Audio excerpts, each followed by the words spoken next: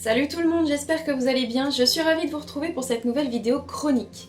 Aujourd'hui, je vous parle de L'Immortel, la clé de cuivre, de Marilyn Stellini aux éditions Cadaline. C'est parti!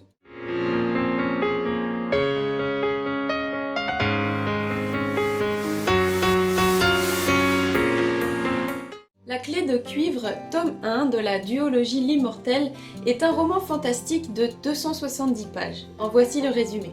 Northumberland, Angleterre. Anna, 21 ans, fréquente la section lettres de l'université de Newcastle, aime sa famille et l'équitation, et est certes solitaire et introvertie mais pense être une jeune femme tout à fait ordinaire, menant une vie tout à fait ordinaire. Jusqu'à ce jour où elle tente de s'interposer dans une agression.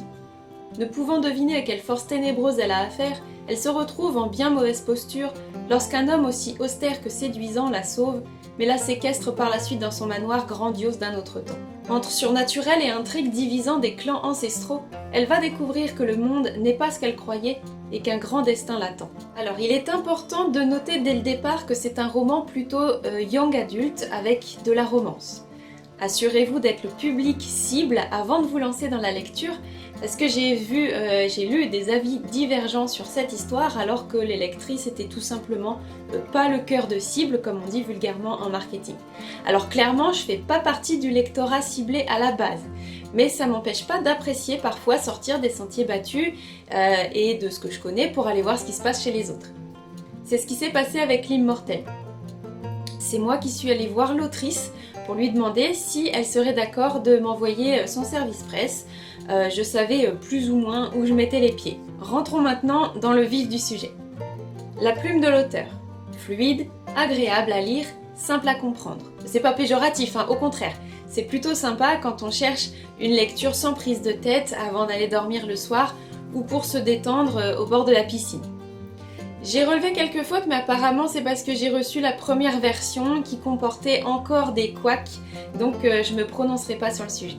La syntaxe est bonne, la concordance des temps respectée, tout va bien. En ce qui concerne les personnages, alors mon personnage préféré c'est sans doute Elvin, même si j'aurais aimé qu'il soit un peu plus développé, je reste un peu sur ma faim. Anna est un personnage relativement complexe. D'un côté elle nous apparaît comme mature avec des responsabilités, notamment envers sa petite sœur, cette étude, etc.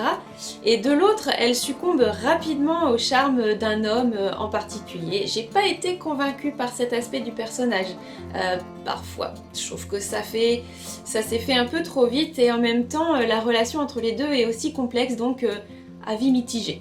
Un autre personnage que j'aime beaucoup, c'est Violette, une des immortelles. Par bien des aspects, elle m'a rappelé un peu Alice dans Twilight. Je sais pas si c'était fait exprès ou si c'est un total hasard. Je trouve qu'elle lui ressemble beaucoup dans ses réactions, son caractère parfois, j'allais dire enfantin, et c'est surtout son humour et son ton léger dans les moments graves. Encore une fois, aucun reproche, au contraire, dans Twilight, Alice est mon personnage préféré. L'intrigue. Alors j'ai pas compris les titres des chapitres, complaisance, convergence, alternance, alors je comprends le sens du mot en lui-même bien sûr, mais très souvent j'ai pas trouvé le lien entre le titre et le contenu. C'est pas très grave, hein, vous me direz, ça empêche pas la compréhension de l'histoire, heureusement. Je pense que c'était trop subtil pour mon esprit, parfois trop franc, ou alors j'étais juste fatiguée. En ce qui concerne l'histoire en elle-même, c'est assez simple à comprendre, je dirais cousu de fil blanc, sans grande surprise. Ce qui est intéressant en revanche, c'est toute l'histoire autour des immortels, leur nature profonde, leurs capacités, la façon dont ils transmettent leur pouvoir, ce qu'ils sont, les clans, etc. C'est différent de tout ce que j'ai pu lire jusqu'à aujourd'hui sur le sujet, mais j'ai pas tout lu. Ce sont pas des vampires ou des loups-garous, c'est autre chose, c'est différent. Dans ce tome 1, il y a une grande part de mystère autour de ça et c'est plutôt bien joué je trouve parce qu'on sait qu'il y a une suite et on en apprendra plus. Ensuite, ce qui m'a plu, c'est l'histoire autour des origines d'Anna.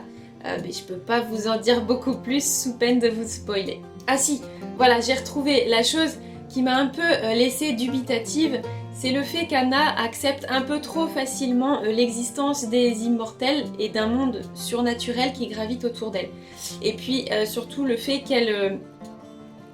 elle est trop badass dès le départ avec ses nouvelles capacités, c'est trop facile, elle maîtrise les choses beaucoup trop simplement en fait, sans effort. Elle s'entraîne, elle galère un peu, mais je sais pas. J'ai trouvé ça trop simple. Bah voilà, ça peut pas être tout parfait, c'est comme ça enlève rien à la qualité du roman et l'intérêt de l'histoire et des personnages. J'ai passé un agréable moment à lire ce texte et j'ai hâte de découvrir le tome 2. Merci à Marilyn Stellini pour m'avoir envoyé en service presse ce tome 1 et désolée encore pour le retard de la chronique. Bonne continuation dans tes projets et félicitations pour tout ce que tu as déjà accompli jusque-là. Vous trouverez en description toutes les infos et les liens concernant ce roman et l'autrice. Sur ce, merci d'avoir regardé cette vidéo. Si celle-ci vous a plu, mettez un pouce bleu pour nourrir les dragons, abonnez-vous pour conjurer les mauvais sorts. Je vous dis à très vite dans une prochaine vidéo. Bye bye!